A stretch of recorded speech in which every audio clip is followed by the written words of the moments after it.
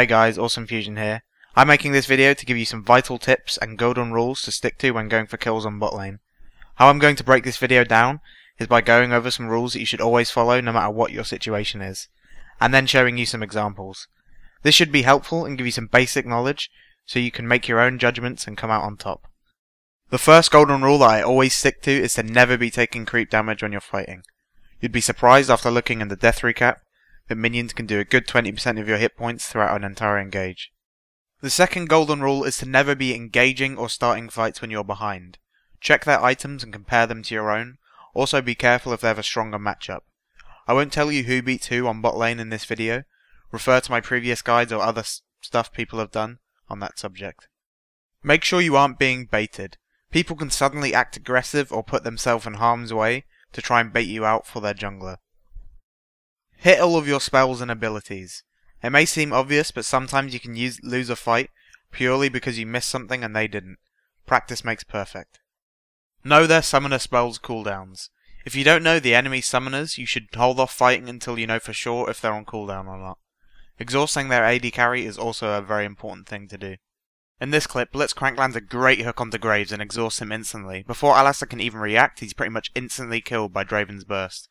Alistair then gets taken down with a nice flash power fist from Blitzcrank.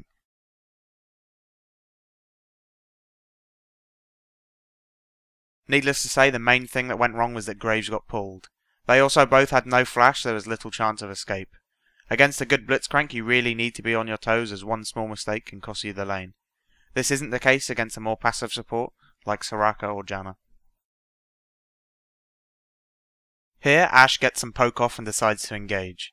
Once the spell shield is burnt, the arrow comes out and Severe is quickly melted.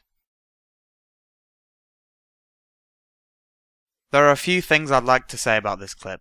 First being that Ashe and Janna were 6, whereas Taric and Severe were not. Severe also spell shielded Janna's W, which lets Ashe get her arrow directly in easily. Finally, Taric stuns Janna, which was pretty pointless. This engagement starts out with Nunu snowballing onto Vayne. Kog'Maw realizes this weakness and instantly goes aggressive.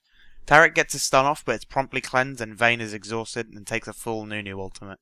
The damage is too much and Kog'Maw picks up an easy kill. In my opinion, that fight was simply down towards Kog'Maw Nunu just simply beating Vayne Taric.